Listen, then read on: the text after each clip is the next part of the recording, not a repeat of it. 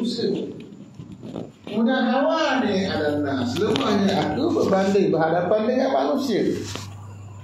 Anta Rabbi wa anta Rabbul mustada'afin. Kamulah Tuhanku, Tuhan yang mencipta, menguruskan dan juga mentadbir diri aku. Ila man takluni, pada siapa kamu nak hantar aku?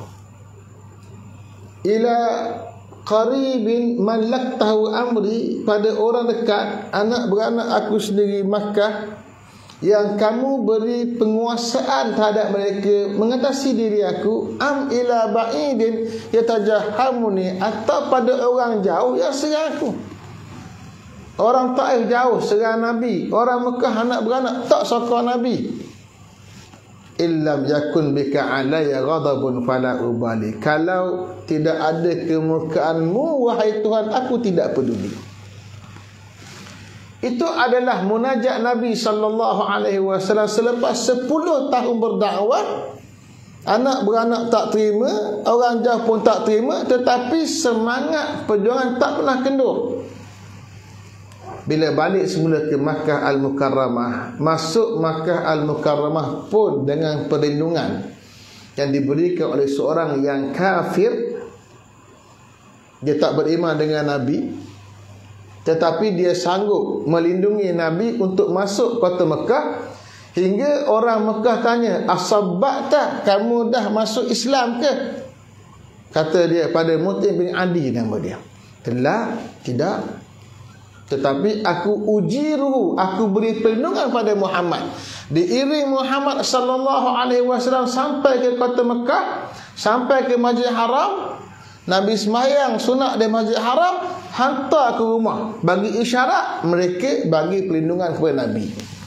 Dia kaedah orang Arab, pada satu puak, satu kelompok, satu kabilah beri perlindungan, orang lain tak boleh usik. Macam bahasa kita hari ini dia panggil perlindungan politik, tak boleh usik.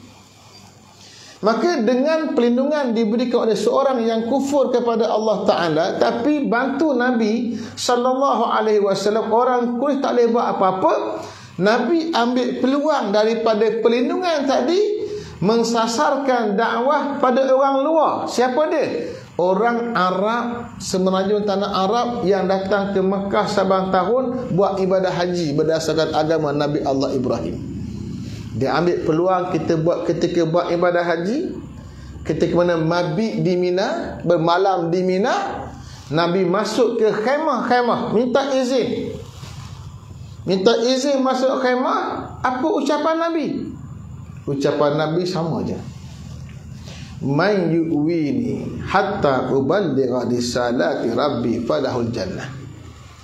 Siapa yang nak beri perlindungan kepada saya? Selalu Nabi akan ulang 3 kali. Man yu'wini, man yu'wini, man yu'wini. Siapa yang nak beri perlindungan kepada saya?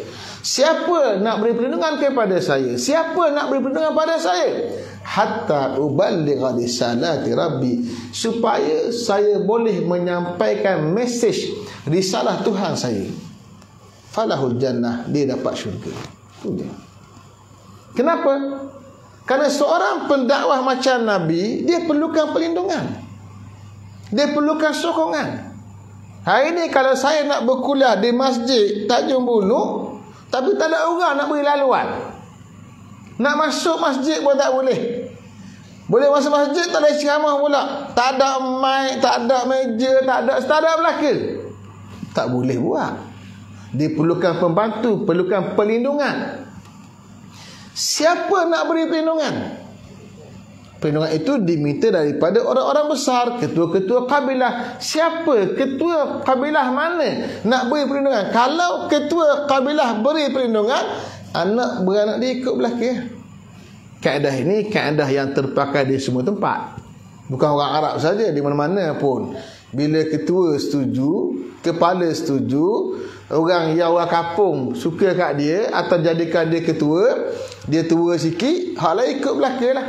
Biasa macam tu, anak buat ikut je. Maka dengan dakwah Nabi SAW tadi datang, dapat respon 3-4 kabilah. Tapi respon-respon yang tidak menarik mana.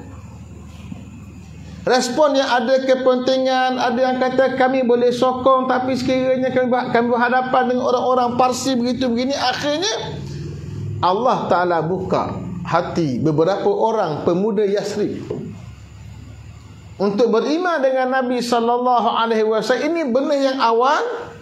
Bersama dengan Nabi sallallahu alaihi wasallam, dia balik ke negeri Yasrib.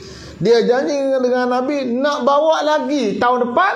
Mereka datang semula tahun depannya bertemu dengan Nabi sallallahu alaihi wasallam selama 12 orang.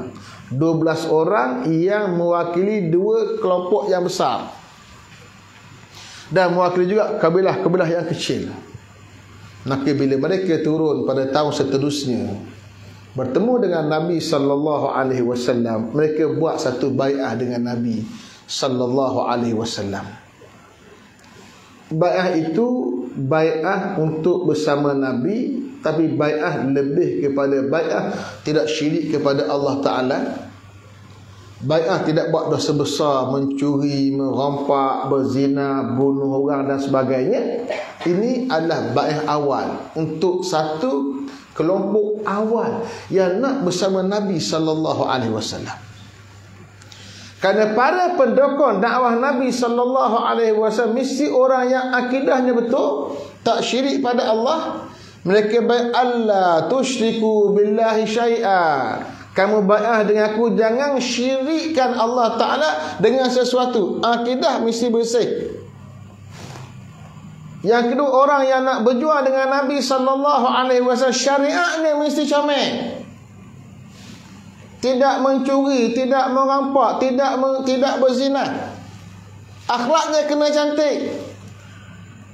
Wa alla taftari, jangan mereka-reka cerita tentang manusia. Itu ada lafaz bai'ah dengan Nabi sallallahu alaihi wasallam. Tidak boleh mereka cerita palsu tentang seseorang. Itu bai'ah yang awal.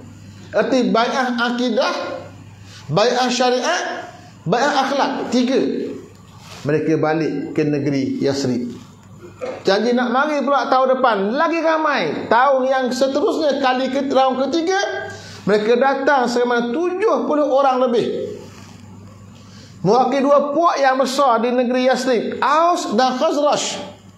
Ada riwayat sebut 71, ada sebut 72, ada sebut 73. Yang penting 70 ke atas.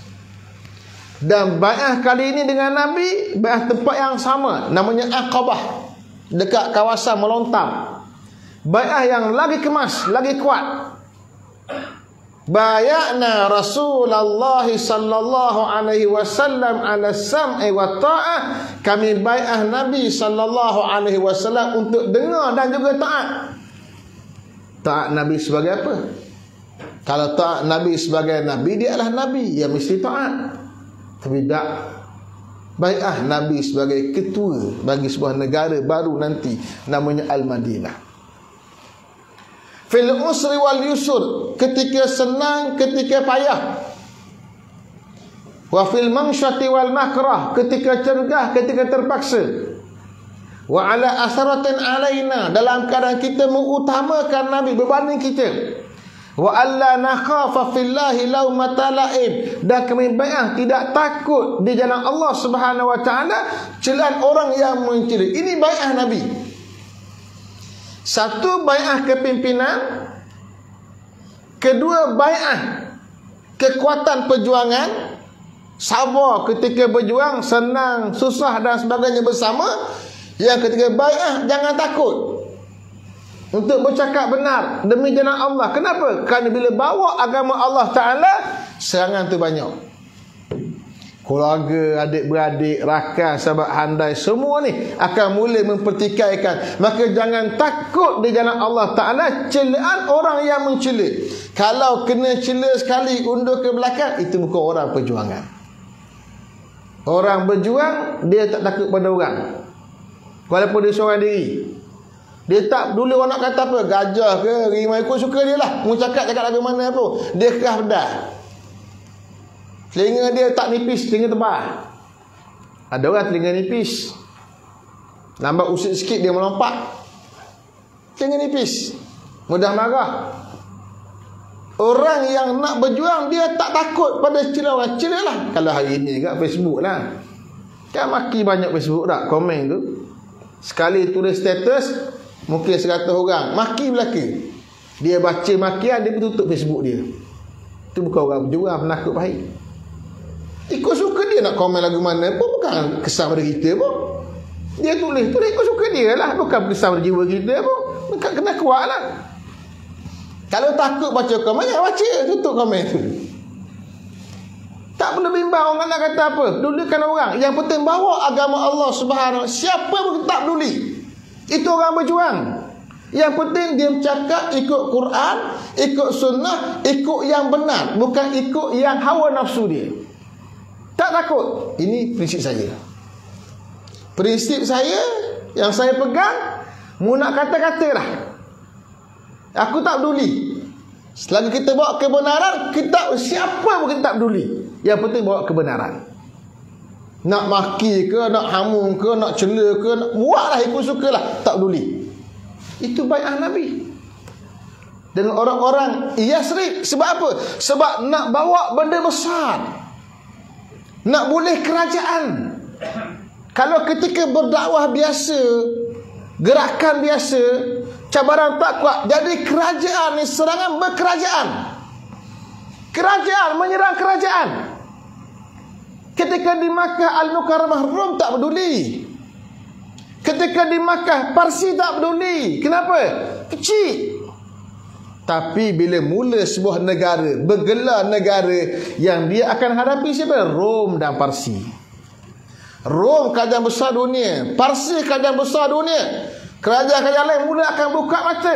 Maka bai'ah itu mesti kemas, mesti gagah. Maka grup awal bersama dengan Nabi SAW, ini bai'ah mereka. Tak takut celak orang mencela. Bai'ah pula senang dan susah. Ini bai'ah. Maka kata para alim ulama, antaranya seorang ulama terkenal, dia karang buku Al-Jihad wal Qital fil Islam, 3 juzuk besar, risalah PhD. Dia sebut, dia ulama Suria. Dia kata isi kandungan bai'ah sahabat Nabi dengan Nabi ini adalah bai'ah kepimpinan tubuh negara, bukan bai'ah biasa.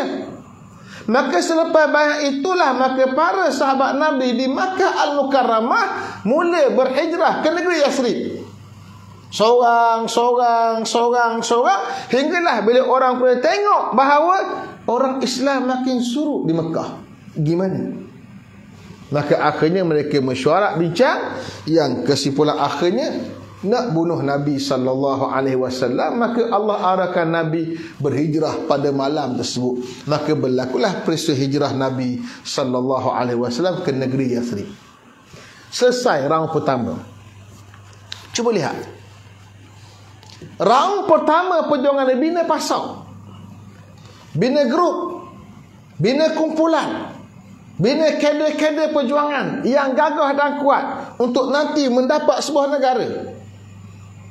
Dah selesai round pertama, hijrah ke negeri Yasrib, bermula fasa kedua kehidupan Nabi SAW, fasa yang sangat mencabar. Kenapa? Menjadi kerajaan. Maka apa yang dibawa oleh Nabi SAW sebagai sebuah kerajaan yang baru? Pertama, nama Nabi tukar nama Yasrib menjadi Al-Madinah.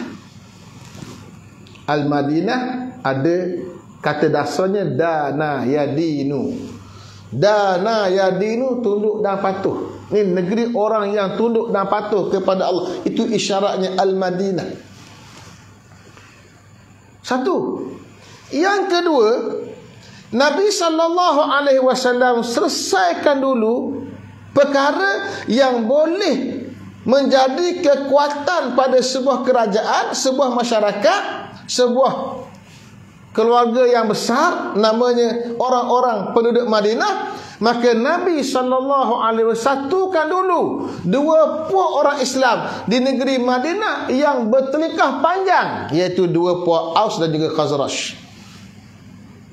2 orang Arab bertelikah kerana sebab yang kecil. berebut kawasan ternakan, kawasan air ternakan, binatang-binatang mereka, bergaduh panjang, hatta pernah berlaku ratusan tahun. Nabi ikat mereka dengan satu jenama dipanggil Al-Ansar. Al-Ansar dengan mana orang-orang yang bantu siapa? Bantu Allah dan juga Rasul. Maka setiap orang, baik dia orang Aus atau orang Khazraj, yang asal nama belakang mereka akan disebut Al-Ausi atau Al-Khazraji, sekarang dia tambah Al-Ausi Al-Ansari, Al-Khazraji Al-Ansari. Maka Al-Ansar ikat mereka semua, dan ikat dengan jenama agama. Kerana manusia jika hanya diikat dengan jenama perkauman mereka, jenama bangsa mereka, masih ada ruang lagi untuk bergaduh kerana melibatkan benda dan juga harta. Jika diikat atas nama agama, selesai. Maka diikat, dipanggil Al-Ansar. Tak cukup. Orang-orang Makkah Al-Mukarramah yang datang daripada Makkah, Muhajirun, mereka datang sehelai sepinggan, tak ada apa pun mereka bawa, tak boleh angkut barang. Bukan macam zaman kita ada kad, boleh bawa kad bank, tak ada.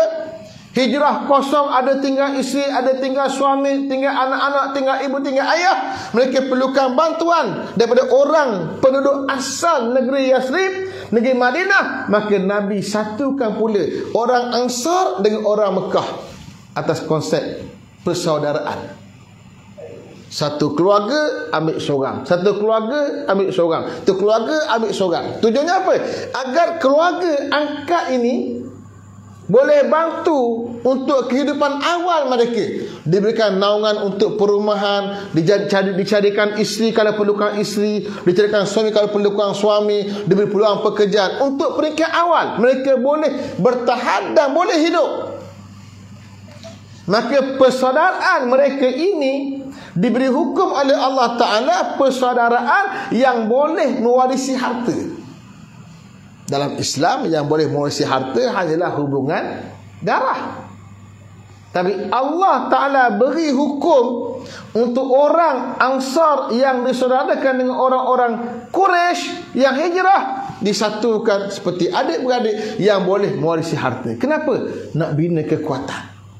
Kenapa? Sebuah negara yang bertelingkah rakyatnya, sebuah negara yang berperang rakyatnya, sebuah negara yang bergaduh, bertelingkah, bercerai-berai rakyatnya, disitulah peluang untuk musuh masuk. Tuan-tuan baca sejarah Melaka. Kenapa jatuh Melaka? Kerana pengkhianatan orang dalam. Apa yang berlaku di Perak? Kerana mahu kuasa oleh sekelompok manusia. Sejarah di alam Melayu, kalau kita baca sejarah Fatani, sejarah Perak, sejarah Kedah, sejarah di Pahang, sejarah di Johor, sejarah Melaka, sejarah negeri-negeri Islam di Sumatera, semua kat situ. Maka penting mengikat hubungan. Maka Nabi SAW yang pertama ini buat, membina hubungan, mengikat hubungan kekeluargaan di kalangan orang Islam sendiri untuk berhadapan dengan sebarang bentuk ancaman daripada orang-orang luar. Dan tentulah orang-orang bukan Islam yang juga menjadi sebahagian keluarga kerajaan Madinah, dengan ada ketumbukan awal orang-orang Islam yang kuat dan gagah, mereka tentu akan bersama. Kan itulah bila mana ada usaha-usaha untuk memecahkan hubungan antara dua puak ini, antara orang-orang Aus dan Khazraj. Satu hari mereka bercakap tentang sejarah lama mereka.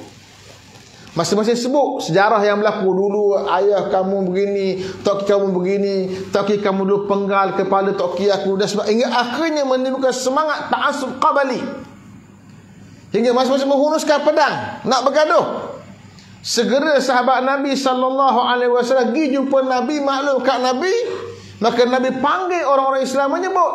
Nabi kata, alastum dullalan abida'wal jahiliyah tad'un. Adakah seruan jahiliyah kamu nak seru sekarang?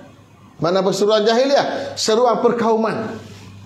Bangsa kamu Aus, bangsa kamu Khazraj, adakah itu seruan kamu? Ini seruan jahiliyah, kamu masih nak seru? Alastum dullalan fahadakumullahu bi. Tidakkah kamu dulu orang-orang yang sesat, lalu Allah Ta'ala bagi hidayah pada kamu dengan sebab aku? Dulu semua kufur kepada Allah, syirik pada Allah. Sebab datang Nabi, kamu disatukan, kamu dapat nikmat akidah yang betul. Allah Ta'ala beri iman kepada kamu dengan sebab aku. Kata mereka, bahkan ya Rasulullah, wa kuntum mutafarriqina fa'allafakumullahu bi. Dulu kamu berpecah belah, lalu Allah Ta'ala jinakkan hati sama kamu dengan sebab aku. Bala ya Rasul, betul wahai Rasulullah. Wa kuntum alatan fa'aghnakumullahu bi. Dulu kamu orang miskin, orang Arab ni miskin, yang kaya orang Yahudi Madinah, lalu Allah beri kaya pada kamu dengan sebab aku. Kaya macam mana? Sebab dapat harta rampasan perang, ekonominya makin diberi keberkatan oleh Allah, diberi Madinah, orang Islam ramai yang berniaga, Allah berikan rezeki, maka Allah beri kaya dengan sebab Nabi. Dengar ungkapan Nabi, barulah sahabat sedar besarnya nikmat Nabi datang menyatukan umat. Besarnya nikmat Nabi datang memberikan kekuatan pada umat. Besar Nabi datang memberikan iman kepada umat. Besar Nabi datang memberi kekayaan kepada umat. Maka Allah turunkan ayat, wa'tasimu bihablillahi jami'an wa la tafarraqu. Dan berpegang teguhlah kamu dengan tali Allah, jangan berpecah belah. Lepas pegang tali Allah Ta'ala, tali Allah Quran, hadis Nabi, pegang Quran, pegang hadis, bersatulah umat atas nama kebenaran. Selepas bersatu atas nama kebenaran, wala tafarraqu, jangan pecah belah lagi. Wadhkuru ni'matallahi alaikum, ingat balik nikmat Allah Ta'ala yang Allah beri pada kamu semua. Iz kuntum a'daan, di mana dulu kamu bermusuh-musuhan, fa'allafa baina qulubikum, lalu Allah jinakkan hati-hati sesama kamu, fa'asbahtum bi ni'mati, yang maka jadilah kamu dengan sebab nikmat itu ikhwana, orang-orang yang bersaudara. Wa kuntum ala syafa hufratin minan nar, dulu kamu berada di jurang tebing api neraka Allah Ta'ala, fa'anqadhakum minha, lalu Allah selamatkan kamu daripadanya. Ini ayat yang menjadikan sahabat Nabi menangis terharu, karena Allah sebut nikmat perpaduan. Sebab itulah tuan-tuan, kerja menyatukan umat, kerja menyatu padukan umat, kesatuan umat, kerja yang sangat besar. Menyatu umat di mana-mana sebuah negara sekalipun, menyatu umat Islam di Malaysia. Umat Islam Malaysia yang berpecah kerana kepatian disatukan. Nikmat kesatuan itu nikmat yang sangat besar yang perlu kita jaga dan perlu kita baja. Kenapa? Dengan kesatuan umat takdirlah boleh dibina pelbagai kenikmatan ekonomi, pelbagai nikmat kemajuan, pembangunan yang boleh menguntungkan orang Islam. Selagi bertempur atas nama kepelbagaian kerana perbezaan politik, tak ada apa yang boleh kita buat. Orang lain akan ambil kesempatan. Maka nikmat itu kena jaga, mesti dipelihara. Dan misi menyatukan umat, misi yang sangat besar, misi yang disuruh oleh Allah Subhanahu Wa Taala, bukan hukumnya sunat, dia adalah suatu kewajipan. Bukan benda sunat, benda yang wajib. Menyatukan dua beradik yang bertelingkah, yang dulu berpecah, tak pergi mari, tak makan minum sekali, tak berkenduri sekali, tak semayang sekali, disatukan, semayang sekali, masjid yang sama, imam yang sama, berkuliah sekali, berkenduri sekali, pergi mari. Terkait itu nikmat yang sangat besar diberikan oleh Allah Subhanahu Wa Taala. Siapa yang cuba menghancurkan perpaduan seumpama ini, tanggungjawablah di hadapan Allah Subhanahu Wa Taala. Ana bari, saya berlepas diri daripada orang-orang yang seumpama ini. Tetapi memperjuangkan kesatuan umat, benda yang dibuat oleh Nabi SAW, bila hampir berlaku perpecahan, maka Allah turunkan ayat. Nabi panggil sahabat, peringatkan mereka, turun ayat Quran memperingatkan, bersatu atas nama Islam balik. Satu hak Nabi buat. Yang kedua yang Nabi buat ialah membina masjid. Sebaik tiba di bumi Yasrib, Masing-masing ajak Nabi untuk singgah rumah masing-masing. Nabi kata, biarkan untaku bergerak. Fa innaha ma'murah. Unta ini diarah oleh Allah Subhanahu wa taala. Hingga pergi satu tempat. Duduk. Nabi kata, ha huna masjidi, ha huna baiti. Di sini masjid aku. Di sini rumahku. Maka segera dibina masjid di tapak itu oleh Nabi sallallahu alaihi wasallam, satu masjid yang hari ini kita kenal sebagai Al-Masjid An-Nabawi. Baik, kenapa masjid? Sebuah masyarakat yang baik ialah masyarakat yang sujud kepada Allah Ta'ala. Masjid mana tempat sujud? Sujud mana apa? Wad'ul jabhati 'alal ardi, letak dahi atas bumi. Seorang yang boleh letakkan dahi yang tinggi di atas bumi, dia tunduk pada siapa? Allah Ta'ala. Hilang semua keegoan dia, hilang semua kesombongan dia. Tentu ada orang dia buat kajian tentang kelebihan solat. Orang tak solat dia sombong. Kenapa? Darah di atas semua. Dia sujud ke bumi, darah turun, menjadikan dia hilang keegoan. Maka orang yang sombong dan takabur kena banyakkan salat, menghilangkan keegoan. Masjid tempat manusia sujud hanya pada Allah Subhanahu wa taala, dan masjid bukan tempat sujud individu, dia tempat sujud jama'i. Masjid bukan untuk sembahyang seorang-seorang diri. Masjid untuk salat secara berjamaah 5 kali sehari semalam. Inna salata kanat 'alal mu'minina kitaban mawquta. Sesungguhnya ibadat salat itu ke atas orang-orang yang beriman adalah suatu kewajipan yang ikut waktu. Disusun oleh Allah. Selain berjamaah, ada buat disiplin masa dia. Subuh satu kelompok orang Islam berkumpul, Zuhur berkumpul pula, Asar berkumpul pula, Maghrib berkumpul pula, Isyak berkumpul. 5 kali orang Islam berkumpul. Di situlah akan dibina semangat perpaduan, semangat ukhuwah persaudaraan. Di situlah dirungkaikan pelbagai masalah, perselisihan pendapat, pandangan dan sebagainya. Kerana masing-masing sujud pada Allah Ta'ala dengan seorang imam, bukan 2 imam, 1 imam. Maka masjid institusi besar bagi sebuah negara. Masjid institusi besar bagi sebuah negeri, bagi sebuah kampung. Maka Allah telah buat sistem. Ada solat Jumaat sekali dalam seminggu, ada solat fardu 5 kali sehari semalam, yang dijadikan fardu kifayah pada orang Islam. Untuk apa? Untuk manusia berkumpul. Maka masjid akan melahirkan orang-orang yang baik. Dia keluar pagi pergi masjid, diperingatkan dengan agama Allah, dengan akhlak, dengan akidah, dengan syariat. Dia keluar bekerja siang hari, mungkin dia buat silap, dia balik semula ke masjid pada tengah hari, dia betulkan balik kesilapan dia.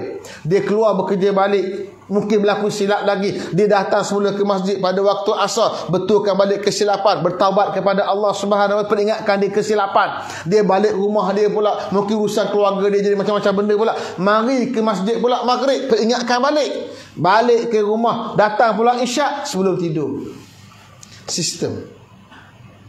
Maka sistem bermasyarakat yang Nabi buat berpaksikan masjid untuk manusia tunduk dan patuh kepada Allah Ta'ala, dan masjid tempat berhimpun semua manusia termasuk pemimpin mereka.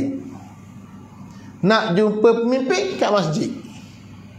Kenapa? Kerana pemimpin turun masjid. Kalau pemimpin tak turun masjid, payah jumpa lah. Ada orang jumpa saya kadang kata, Ustaz, lama tak jumpa Ustaz. Saya senang jawab, makna lama entah tak ikut kuliah Ana. Sebab Ana punya kuliah setiap Jumaat di masjid Semarang Taki sekarang. Kalau Jumaat malam di masjid Batu Nah, tiap-tiap minggu malaikat ada, tak boleh balik, ada urusan KL baru tak balik. Maknanya kalau rakyat nak jumpa saya sebagai pemimpin ahli parlimen, senang je. Pergi masjid Batu Nah hari Jumaat malam maghrib jumpa. Tak boleh malam, pergi pagi Jumaat jumpa. Tak boleh pergi khutbah saya di mana, pergi jumpa. Tak ada alasan. Tak Tak boleh pergi pejabat, jumpa kat masjid. Boleh jumpa. Kalau tak jumpa maknanya tak pergi kuliah lah tu. Pergi kuliah kat lain kot. Lepas tu kata pemimpin tak jumpa dia, dia tak mau jumpa kita. Kita buat sistem agar ada tempat boleh jumpa. Di samping kuliah-kuliah macam ni lah, masjid tu, masjid ni, surau tu, surau ni, untuk jumpa rakyat. Senang jumpa rakyat, bukan jumpa tepi kedai makan, jumpa di rumah Allah Subhanahu Wa Taala. Maka Allah buat sistem masjid untuk mudahkan rakyat berkumpul sama dia, dan rakyat dengan pemimpin dia. Bila rakyat bertemu dengan pemimpin di masjid, dan masjid diimamkan pula oleh pemimpin dia, bukannya pemimpin dari sudut kebendaan saja, bukan pimpin dari sudut pengurusan keduniaan saja, pimpin agama rakyat. Allah Ta'ala sebut tentang nikmat Allah bagi pada Banu Israel. Wa ja'alnahum a'immatan yahduna bi amrina. Satu ayat. Yang kedua, wa ja'alna minhum a'immatan yahduna bi amrina. Kami jadikan kalangan mereka, sebagai ayat, kami jadikan mereka pemimpin-pemimpin yang memimpin berdasarkan perintah kami.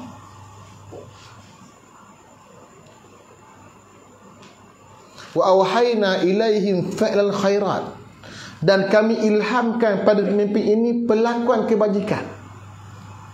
Bila pemimpin pimpin rakyat dengan agama Allah Ta'ala, Allah akan ilhamkan dia macam mana nak buat kerja kebajikan untuk rakyat. Sebab apa? Sebab idea ni mari bukan kerja kita, kerja Allah Ta'ala. Yang nak buka idea, nak buat lagu mana untuk rakyat ni, kebajikan rakyat. Nak buat sistem melibatkan perumahan ke, sistem melibatkan pencin ke, pendidikan ke, apa sahaja, skim-skim melibatkan rakyat. Siapa yang buka idea? Yang buka idea Allah Ta'ala.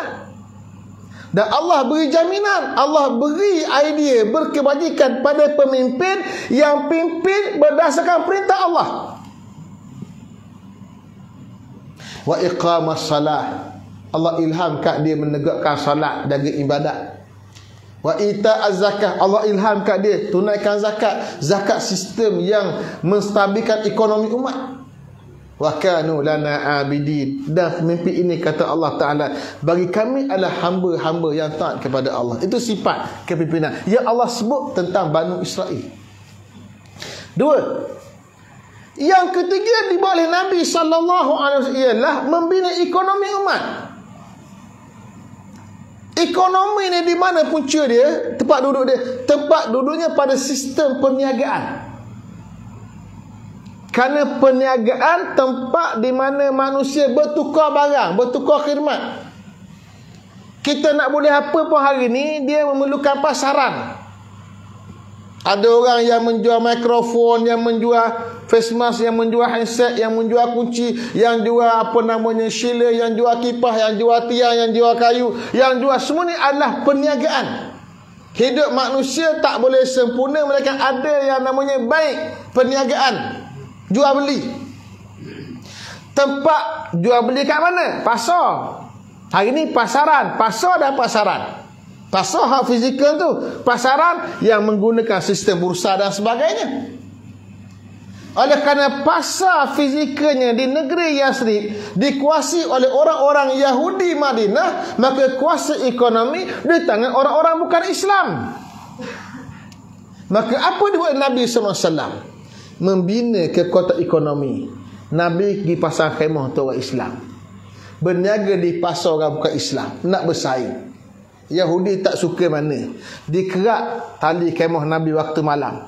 Mari pagi khemah hilang dah, diterbangkan oleh angin.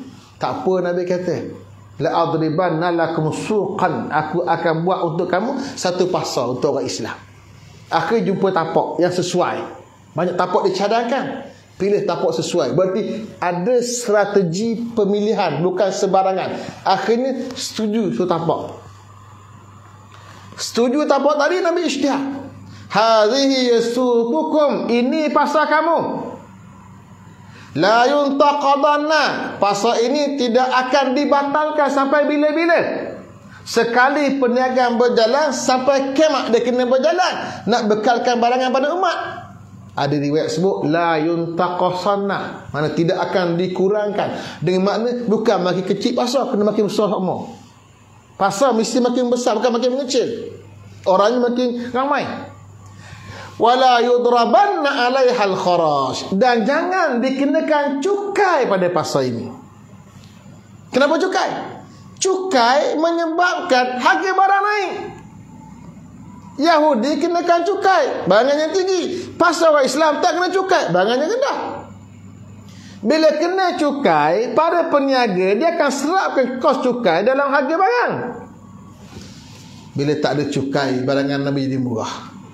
Maka yang datang ke pasar Nabi bukan hanya orang Islam, bukan Islam pun mari sebab harganya murah.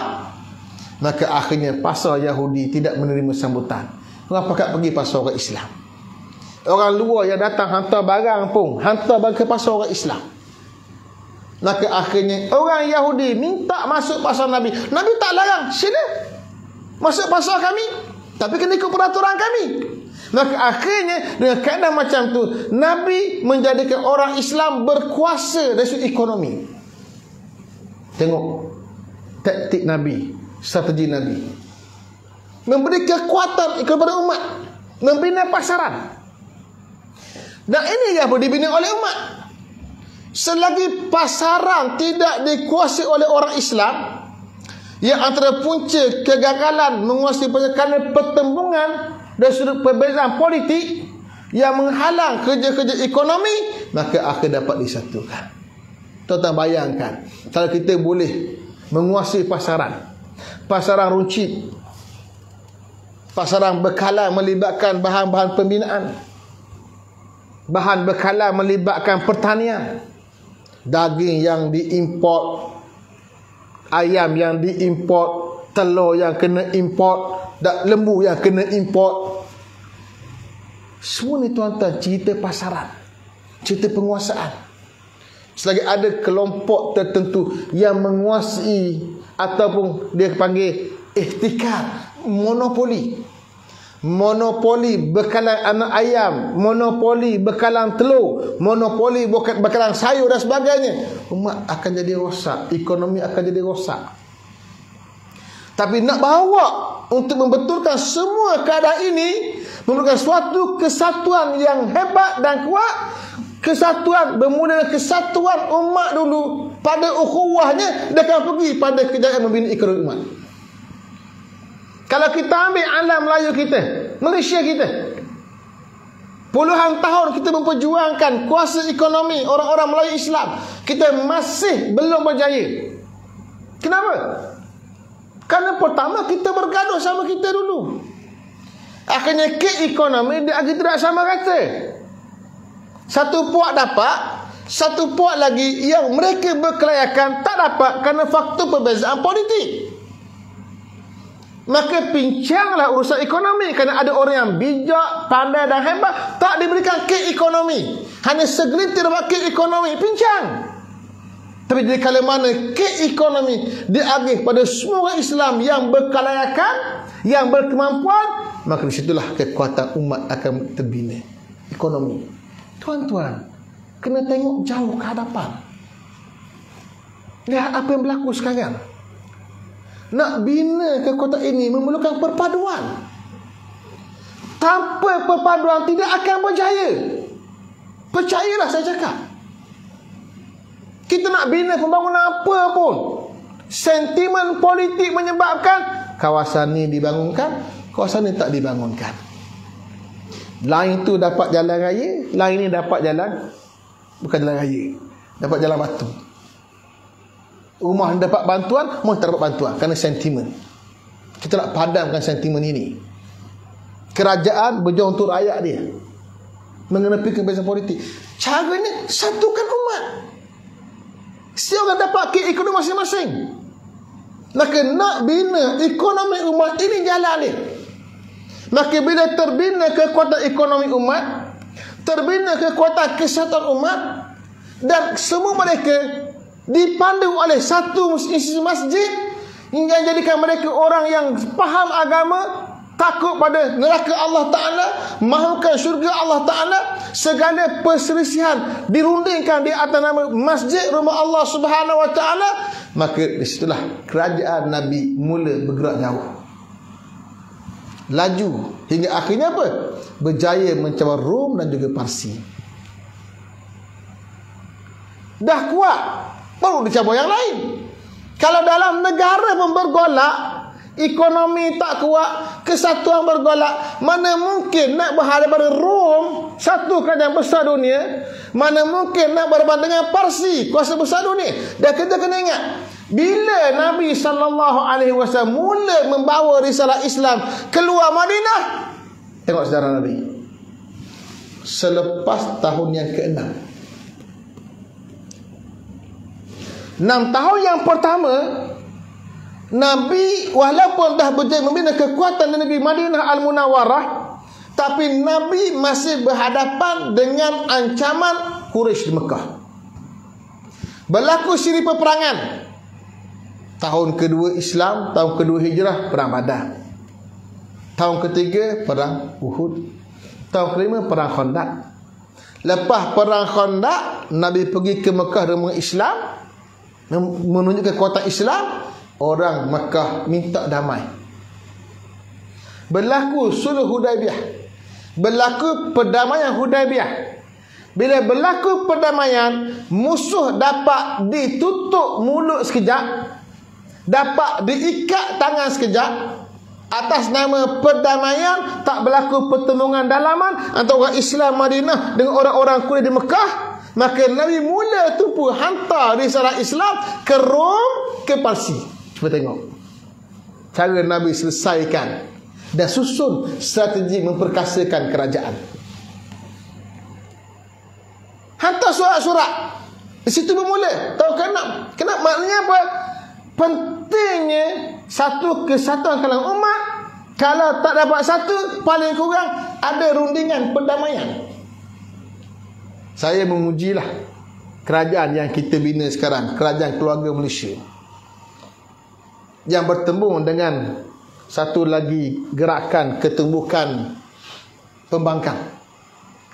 Dibuat CSA untuk ambil laluan perdamaian, agar kerajaan yang tidak kuat dapat distabilkan kerajaannya, dapat diuruskan dengan baik. Ini cara yang diajar oleh Islam, berunding dan berdamai. Sebab itulah dalam bab berdamai kata Allah Ta'ala, wa in janahu lisalmi fajnah laha. Jika mereka cenderung untuk berdamai, terima. Wa tawakkal 'ala Allah, kemudian serahlah pada Allah Ta'ala. Wa yuridu an yakhda'u, kalau mereka berhasrat dengan perdamaian tadi, nak memperdayakan kamu, an yakhda'u, mana kita tahu apa niat dia. Orang yang berdamai tentu ada niat. Mungkin serong, mungkin tak serong, kita boleh baca niat mereka. Tapi tak apa, Allah kata terima dulu perdamaian. Kalau mereka berniat serong, nak memperdayakan kamu, fa in hasbakallah, Allah Ta'ala akan jaga kamu. Wallazi ayyadaka binasrihi, dia yang akan bantu kamu dengan bantuan dari diri dia sendiri. Nasrul muslimin, maknanya terima. Dan bila Nabi terima perdamaian dengan orang-orang Quraisy, perdamaian itulah akhirnya membuka laluan untuk 2 tahun kemudian Nabi menguasai kota Mekah Al-Mukarramah. Kenapa?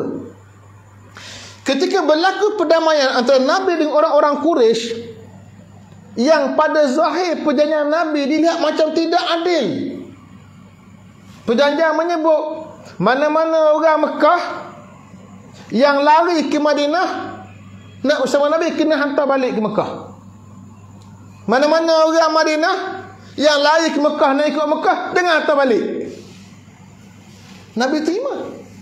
Sahabat pelik, apa terima? Rupanya ada hikmah. Orang Islam yang Madinah yang lari ke Madinah berarti dia terima Islam, kena balik sembilan Mekah atau tak ada masalah apa, sebab mereka tak akan boleh buat apa-apa pada orang Islam. Sebab ada perdamaian kan. Dia tak boleh seksa, dia tak boleh bunuh. Maka orang Islam yang ada iman tadi kena balik semula ke Mekah. Dia bawa agama dia, dia bawa amalan dia, dia bawa syariat dia, menjadi suatu tayangan kepada orang-orang Quraisy yang masih lagi tak Islam. Kalau orang Madinah yang lari ke Mekah tak hantar balik, tak apa. Kenapa? Dah murtad, hidup ini balik asal, balik semula apa? Tak ada untung pada Islam. Kalau biarkan mereka, dia akan menjadi api dalam sekam. 2 tahun perdamaian membolehkan orang Islam dari Mekah yang hijrah kemudian pulang ke Mekah, berjumpa sanak saudara, berjumpa ahli keluarga, bawa Islam bilhal, bawa Islam dengan penampilan diri mereka yang menjadikan orang Mekah mula jinak dengan Islam. 2 tahun kemudian bila orang Quraisy langgar perjanjian dengan Nabi sallallahu alaihi wasallam, maka Nabi segera hantar tentera Islam nak masuk kota Mekah. Perang tak jadi. Kenapa? Orang Mekah yang dah nampak sinar Islam dalam tempoh 2 tahun terima Islam. Hinggakan Abu Sufyan, kepala orang Quraisy, lebih awal terima Islam sebelum Nabi masuk kota Mekah. Bila dah ketua masuk Islam, anak awak tu ikut ya? Maka bila masuk ke Mekah, Nabi isytihar, man dakhala baita Abi Sufyan fahuwa amin. Siapa masuk rumah Abu Sufyan, dia selamat. Siapa yang duduk di Masjid Haram, dia selamat. Maka orang Quraisy tak lawan. Nabi masuk ke Mekah dengan aman dan damai, dan Islam menang menguasai kota Mekah yang dipanggil Fathu Makkah, pembukaan kota Mekah. Bila masuk kota Mekah, seorang sahabat Nabi buat apa isyarat? Hadza yaumul malhamah. Ini hari tragedi. Tragedi macam mana? Nak balas dendam pada orang Quraisy dulu yang bunuh orang Islam begitu begini. Nabi tegur, berkata, la, hadza yaumul marhamah. Ini hari kerahmatan. Ini hari kerahmatan, bukan hari tragedi, bukan hari balas dendam. Maka datanglah Hindun bintu Utbah, isteri Abu Sufyan, tutup muka jumpa Nabi. Dia kata, ya Rasulullah, kalau dulu saya buat begini, adakah Allah akan maafkan saya, ampunkan dosa saya? Nabi kata, fala'allaki Hindun. Kamu ni Hindun. Dia cerita tentang Hamzah yang kena bunuh. Hindun lah. Kata Nabi, al-Islam yajubbu ma qablah. Islam memadamkan apa yang sebelum. Hindun yang bunuh pak saudara Nabi Hamzah, bukan bunuh biasa, belah dada, ambil hati di mamah, ropongkan hidung. Siapa dia? Pak saudara Nabi yang kena. Di hari kemenangan Islam, Nabi maafkan dia. Kenapa? Itu kesilapan zaman jahiliah dia. Itu yang Nabi kata yaumul marhamah, hari kerahmatan. Maka akhirnya dapat satu negara baru namanya Makkah Al-Mukarramah. Maka Nabi pun isytihar, la hijrata ba'dal fathi. Tak ada lagi hijrah selepas pembukaan kota Mekah, walakin jihadun wa niyyah. Yang ada hanya jihad, mempertahankan Mekah, mempertahankan Madinah, dan juga niat untuk berhijrah jika diarah lagi oleh Allah Subhanahu wa taala. Kata Al-Imam Nawawi rahimahullah, tak ada lagi jihad, tak ada lagi hijrah, yang ada jihad dan niat. Lianna Makkah sarat darul Islam. Kerana Makkah telah jadi negeri Islam. Madinah negeri Islam, Makkah negeri Islam, terhimpun dua negeri orang Islam, milik Islam, dah jadi gagah. Setahun kemudian Allah Ta'ala, 2 tahun kemudian Allah Ta'ala wafatkan Nabi kita Muhammad sallallahu alaihi wasallam. Kenapa? Sempurna tugasan Nabi kita Muhammad sallallahu alaihi wasallam. Turun ayat, iza jaa nasrullahi wal fath wa ra'aitan nasa yadkhuluna fi dinillahi afwaja. Bila datang bantuan daripada Allah Ta'ala dan pembukaan kota Mekah, dan kamu tengok manusia masuk ke dalam agama Allah berkelompok-kelompok, fasabbih bihamdi rabbik, maka bertasbihlah kamu, memuji Tuhan kamu dengan memuji Tuhan kamu, wastaghfirhu, dan minta ampun kepada dia, innahu kana tawwaba, sesungguhnya Allah Ta'ala itu maha penerima taubat. Umar Ibn Khattab tanya sahabat yang ramai, apa tafsiran ayat ini? Mereka tafsirkan ayat, maknanya sekiranya Allah Ta'ala beri kemenangan, terbuka kota Mekah, dapat pembukaan, maka kenalah bertasbih pada Allah, kena minta ampun kepada Allah. Itu tafsiran para sahabat. Umar tanya seorang lagi sahabat Nabi, sahabat cilik, kecil, muda, tapi hebat otaknya, Ibnu Abbas. Wahai Ibnu Abbas, adakah itu tafsiran kamu? Ibnu Abbas pun jawab, Iza jaa nasrullahi wal fatah, bila datang bantuan daripada Allah dan pembukaan kota Mekah, wa ra'aitan nasa yadkhuluna fi dinillahi afwaja, dan kamu tengok manusia masuk ke dalam agama Allah berpuak-puak. Dia pun tafsir, fadzalika alamatu ajali Rasulillah sallallahu alaihi wasallam, itu tanda ajal Rasulullah. Mana bila Allah dah beri kemenangan, terbuka kota Mekah, dapat negara, selesai kerja Nabi, itu tanda ajal Nabi. Bila itu serah pada Tuhan lah. Nabi wafat setahun setengah kemudian. Berlaku pembukaan kota Mekah pada bulan Ramadan. Fasabbih bihamdi rabbik. Dah Allah dah beri kerajaan, dapat kemenangan. Orang masuk Islam bukan secara individu, secara berkelompok, berjamaah, bukan seorang-seorang, diberi grouping. Fasabbih bihamdi rabbik, maka bertasbihlah kamu, memuji Tuhan kamu. Ayat ini mengajar kita syukur bila dapat kerajaan. Bila umat telah berpadu, bila orang Islam telah bersatu, bila kerajaan dimiliki oleh orang yang beriman kepada Allah Ta'ala, dengan nikmat perpaduan, dengan nikmat berkerajaan, yang tinggal pada kita sabbih, bertasbih bihamdi rabbik, dengan puji Tuhan kamu. Tasbih mana apa? Mensucikan Allah daripada sebarang bentuk kekurangan. Bihamdi rabbik, puji Tuhan dengan segala kesempurnaan. Wastaghfirhu, minta ampun kepada Allah atas dosa-dosa silam yang berlaku. Innahu kana tawwaba, sesungguhnya Allah telah maha terima taubat. Kalau ini yang kita buat, pasti Allah tambah nikmat. Nikmat berkerajaan Allah tambah lagi. La in syakartum la azidannakum, sekiranya kamu bersyukur kepada Allah, Allah tambah lagi. Kalau dulu hanya menang 1-2 negeri, menang dalam kerajaan pula, Allah tambah nikmat, menang lagi besar dalam kerajaan, di peringkat persekutuan, boleh bina lagi Islam, boleh bina lagi umat, bina ekonomi umat. Ini nikmat, jangan kufur. Tapi kalau tidak bertasbih, tidak puji Tuhan, tidak minta ampun pada Tuhan, maka tunggulah Allah Ta'ala menarik balik nikmat yang Allah Ta'ala bagi. Maka jangan kufur dengan nikmat. Bina kesatuan umat, bina perpaduan umat, bina negara kita, bina negeri kita. InsyaAllah orang Islam akan dapat nikmat yang sangat besar, insyaAllah. Wallahu ta'ala alam. Aqulu qali hadza wa astaghfirullahal azim li wa lakum. Wassalamualaikum warahmatullahi ta'ala wabarakatuh. A'udzubillahi minasyaitonir rajim. Bismillahirrahmanirrahim. Alhamdulillahi rabbil alamin. Wassalatu wassalamu ala asyrafil anbiya'i mursalin sayyidina Muhammadin wa ala alihi washabihi ajma'in. Allahumma aftah alaina futuhal arifin warzuqna fahman nabiyyin bihaqqi imanina bi khatamil anbiya'i mursalin. Allahumma arinal haqqa haqqan warzuqna ittiba'ah wa arinal batila batila warzuqna ijtinabah. Rabbana atina fid dunya hasanatan wa fil akhirati hasanatan wa qina azabannar. Wa sallallahu ala sayyidina Muhammadin wa ala alihi washabihi wasallam.